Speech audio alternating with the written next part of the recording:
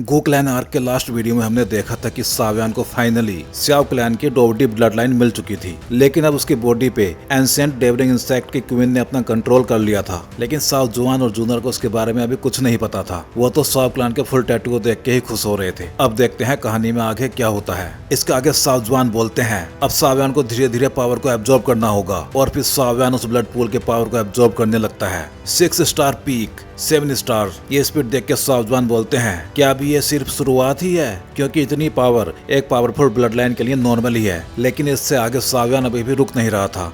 7 star peak 8 stars 8 star peak, और जब सावधान ने देखा कि अभी सावधान के पावर्स का बढ़ना रुका नहीं है तो वो चिल्ला के बोलते हैं रुक जाओ सावधान, डोपसेंग लेवल पे ब्रेक थ्रो करने के लिए अगर तुमने एक्सटर्नल पावर का यूज किया तो ये तुम्हारे कल्टीवेशन को आगे हमेशा के लिए रोक देगा। लेकिन साव्यान अभी भी रुक नहीं रहा था। 9 स्टार डोजून पीक 9, लेकिन इससे पहले कि साव्यान और आगे बढ़ पाता सावधान गुस्से में बिगड़ जाते हैं, और तब उन्हें कुछ समझ में आता है नहीं तुम साव्यान नहीं हो, साव्यान की बॉडी में जो कोई भी है अभी बाहर आ जा। तब साव्यान की बॉडी पे कब्जा कर चुकी एंसेंट डेवरिंग इंसेक्ट की क्वीन बोलती है इस बॉडी से मैं बहुत ज्यादा सेटिस्फाइड हूँ। पैरासिटिक अटैक से तो मैं इस बॉडी पे कब्जा नहीं कर पाई थी, इसलिए मुझे इस पे फोर्सफुली कब्जा करना पड़ा। इसको सावजुआन भी पहचान गए थे। डेवरिंग इंसेक्ट क्वीन तू, ये डेवरिंग इंसेक्ट क्वीन साव्यान की बॉडी में कैसे आ गई? ये सुनकर क्वीन हंसते हुए बोलती है ये तो उसके लिए सम्मान की बात है कि इस क्वीन ने इसकी बॉडी पे कब्जा किया है। अब भाई कोई इसको बताओ कि ये बॉडी पहले ही किसी और क्वीन की हो चुकी है, बैटल थ्रू द हेवंस के रियल क्वीन की। इसलिए भाई उस रियल क्वीन के लिए इस वीडियो को लाइक और चैनल को सब्सक्राइब भी कर दो, क्योंकि अगले वीडियो में हमें रियल क्वीन मतलब काइलिन देखने को मिलेगी इस कहानी में।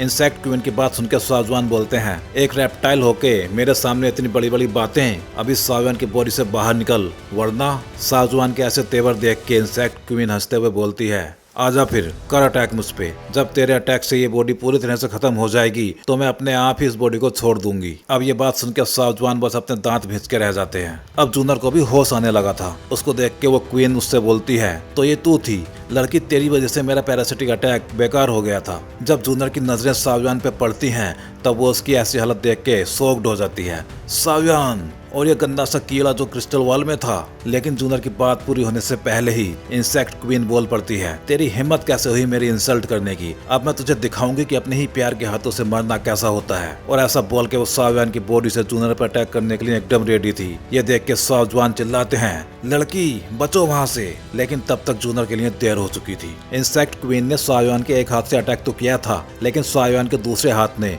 उस अटैक को रोक भी लिया था। ये क्या हुआ? ये बॉडी मुझे अटैक करने से रोक रही है। ये लड़का, अब सावयान के हाफ बॉडी पे इंसेक्ट क्वीन का कब्जा था और बाकी हाफ बॉडी पे सावयान का। तब सावयान अपने दांत भींच के बोलता है जूनर को हर्ट करने के बारे में सोचना भी मत। सावयान को होश में आता देख सावजुआन बोलते हैं सावयान मेरी बात ध्यान से सुनो, तुम्हें किसी भी तरह से अपनी बॉडी इससे वापस लेनी ही होगी। ये सुनकर क्वीन सावयान को और ज्यादा सप्रेस करती हुई बोलती है ये तो इम्पॉसिबल है, इसकी कॉन्शियसनेस को तो मैंने सील किया हुआ है। उधर सावयान भी बोल रहा था मुझे हर कीमत पे आजाद होना ही होगा।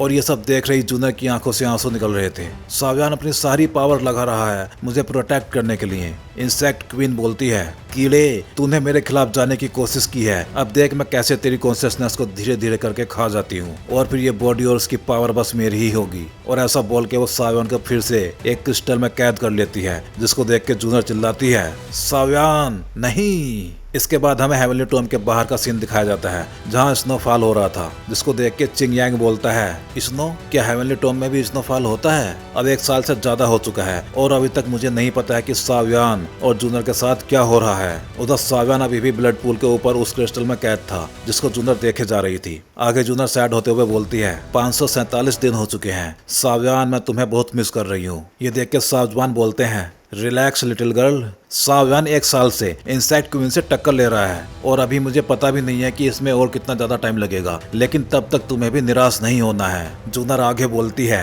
मैं रिलैक्स नहीं कर सकती, मैं चाहती हूँ कि जब सावयान जागे तब मैं ही उसको पहले देखूं। यह सुनकर सावयान बोलते हैं साव्यान, तुम्हें इस लड़की के प्यार के लिए जीतना ही होगा, तुम जूनर को निराश नहीं कर सकते। और फिर आगे जूनर बोलती है, साव्यान नहीं हारेगा, उसने हारना सीखा ही नहीं है, उसने अकेले ही पूरी आर्मी तक का सामना किया है और उसने जो अनगिनत लाइफ एंड डेथ की बैटल लड़ी है उनमें वो अकेला ही अपनी विल और पावर के दम पे जीता है। अब तक उसने जितना कुछ झेला है वो इस इंसेक्ट क्वीन की इमेजिनेशन से भी कहीं ज्यादा है। विल पावर की इस फाइट में साव्यान ही जीतेगा। और फिर जल्दी ही जूनर का ये भरोसा सही साबित होता भी है, क्योंकि अब उस रेड कलर के क्रिस्टल में क्रैक्स पड़ने लगे थे और साथ में ही वो टूटना भी स्टार्ट हो चुका था। ये देख के सावजान चिल्ला के बोलते हैं, ये हिला, क्या अब जागने वाला साव्यान होगा या फिर इंसेक्ट क्वीन? ये सुनकर जूनर गुस्से में बोलती है, ये साव्यान ही होगा, और अगर ये इंसेक्ट क्वीन हुई तो मैं पर्सनली साव्यान के लिए इससे रिवेंज लूंगी। और फिर साव्यान के चारों तरफ का क्रिस्टल टूट के बिखर जाता है, जिसको देख के सावजान भी सावधान से हो गए थे। फिर साव्यान का एक हाथ हिलता है और ऐसा होते ही उसका क्लैन टैटू चमक उठता है,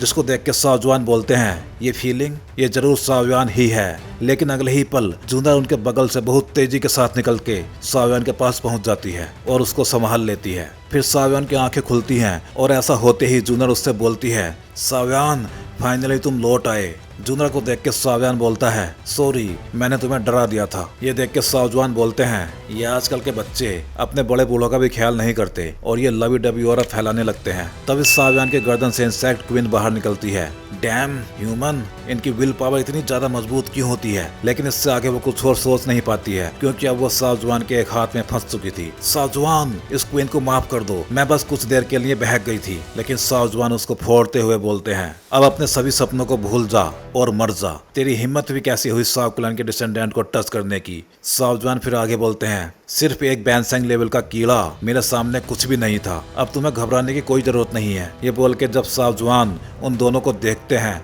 तब वो दोनों अभी भी अपनी ही दुनिया में खोए हुए थे। ये बच्चे अभी भी अपनी ही दुनिया में खोए हुए हैं और ये ट्री यहाँ पे कहाँ से आ गया? अपने इन मोमेंट्स से निकलने के बाद साव्यान बोलता है, अब सब सही है, मैंने ना सिर्फ तीनों ब्लड लाइन को फ्यूज कर लिया है, बल्कि एंसेस्टर सावजान की छोड़ी गई पावर को भी पूरी तरह से एब्जॉर्ब कर लिया है। मेरी सोल भी पहले से काफी ज्यादा पावरफुल हो गई है, इसलिए मैंने अपना कल्टीवेशन भी पीक 8 स्टार डोवजन तक स्टेबल कर लिया है। अब जब सही टाइम आएगा तब मैं डोवसेंग लेवल के बैरियर को तोड़ने की कोशिश करूंगा। फिर वो जूनर के हाथों को पकड़ के बोलता है, लेकिन अगर तुमने मुझे गू क्लैन की ब्लड लाइन नहीं दी होती तो मैं ब्लड पूल में ही मारा गया होता। जूनर, तुमने मुझे एक न्यू लाइफ दी है। ये सुनकर जूनर बोलती है, अब तुम्हारी लाइफ मेरी है, इसलिए आगे से तुम्हें इसका ध्यान रखना होगा और ज्यादा खतरनाक कामों से दूर रहना होगा। ओके ओके, मैं सिर्फ वही करूंगा जो जूनर मुझसे करने के लिए बोलेगी और वो काम कभी नहीं करूंगा जो जूनर को पसंद नहीं होंगे। फिर सावजान पिल्स की 2 बोतल साव्यान पे फेंक के मारते हैं और बोलते हैं, अच्छा अब छोड़ो ये प्यार भरे पल, इन बोतल्स में 8th ग्रेड की पिल्स हैं, दोनों के लिए एक एक। ये ब्लड और डोज को प्योर करने में बहुत ज्यादा हेल्प करेगी।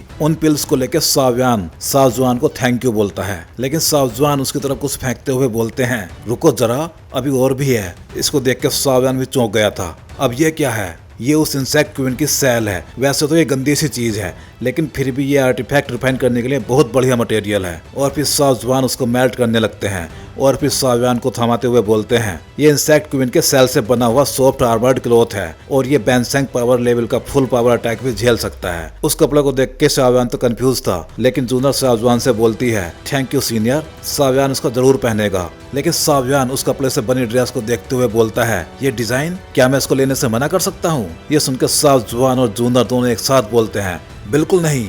इसके बाद साव्यान वही ट्रेनिंग के लिए बैठ जाता है और फिर उसके हाथ में एक जेट दिखाई देता है जो उसको सावजान से मिला था और इसमें थी स्काई फायर 3 मिस्टीरियस चेंज की फुल टेक्निक, क्योंकि ये टेक्निक सावजान ने ही बनाई थी और ये एक तरीका था स्याओ क्लैन के क्लैन टैटू को एक्टिवेट करने का। फिर वो जेट टूट के बिखर जाता है और साव्यान स्काई फायर 3 मिस्टीरियस चेंज की फुल टेक्निक को प्रैक्टिस करने लगता है और फिर जल्दी ही साव्यान के माथे पे स्याओ क्लैन का टैटू नजर आने लगता है, क्योंकि sky fire 3 mysterious change actually में स्याओ क्लैन के टैटू को एक्टिवेट करने की ही टेक्निक है। अब आगे जब भी साव्यान क्लैन टैटू एक्टिवेट करेगा तो आप लोग समझ जाना कि उसने sky fire 3 mysterious change technique use की है, क्योंकि यहाँ से आगे हमें स्याओ क्लैन का टैटू यूज करता हुआ दिखाई देगा साव्यान। क्लैन टैटू को देख के जूनर बोलती है, बहुत बढ़िया साव्यान, तुमने ये कर दिखाया। फिर साव्यान खुश होकर बोलता है, ग्रेट, मुझे नहीं पता था कि स्काई फायर 3 मिस्टीरियस चेंज को क्रिएट करने वाले एंसेस्टर सावजान हैं। ये कंप्लीट टेक्निक तो कमाल की है। एंसेस्टर सच में डोवडी के सबसे करीब कहलाने के लायक हैं। ठीक है, अब और ज्यादा मक्खन लगाने की जरूरत नहीं है। अब मेरे पास तुम्हें देने के लिए कुछ नहीं बचा है, अब तुम्हें जाना होगा। लेकिन साव्यान आगे बोलता है, एंसेस्टर, अब आपको यहाँ रुकने की कोई जरूरत नहीं है, आप भी हमारे साथ चलिए। ये सुनकर सावजान बोलते हैं, बच्चे मैं स्पिरिचुअल एनर्जी का बस एक गुच्छा हूँ और कुछ नहीं। एक बार मैं यहाँ से बाहर निकला तो मेरी सोल पूरी तरह से खत्म हो जाएगी। अब वापस जाओ, शादी करो और श्याव क्लैन की ब्लड लाइन को आगे बढ़ाओ।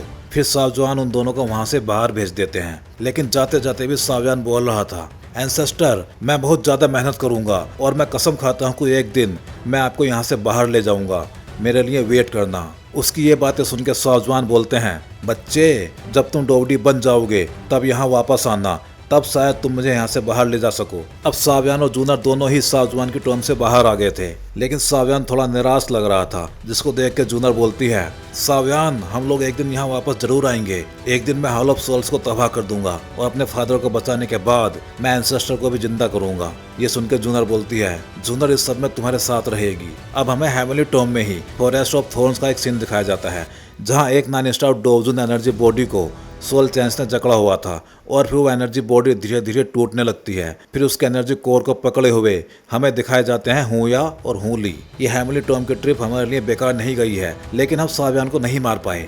ये सुन के हुया बोलता है, वो अभी सावजान की वजह से बचा हुआ है, लेकिन सावजान अपनी टॉम से बाहर नहीं आ सकता। एक बार जब सावजान उसकी टॉम से बाहर आएगा तब मैं खुद अपने हाथों से उसकी लाइफ को खत्म करूंगा। आगे हुली बोलता है, लेकिन हमें उन गोक्लैन के लोगों से बच के रहना होगा। तभी उनके पीछे से वहाँ एक आवाज आती है, अगर मुझे मारना ही है तो फिर ज्यादा वेट मत करो। ये बात सुनकर जब वो पीछे पलट के देखते हैं तब उनको दूर पहाड़ी पे दो लोग खड़े हुए दिखाई जाते हैं। कौन? ये दोनों थे जूनर और सावयान। हमारी दुश्मनी को हेवनली टॉम में ही खत्म करते हैं, बाहर के लिए क्यों ही कुछ छोड़ना। सावयान हुया सावधान रहना, सावजान कहीं आसपास ही होगा। लेकिन ये सुनकर सावयान बोलता है, बेफिक्र रहो, अब एंसेस्टर को तुमसे निपटने के लिए आने की कोई जरूरत नहीं है।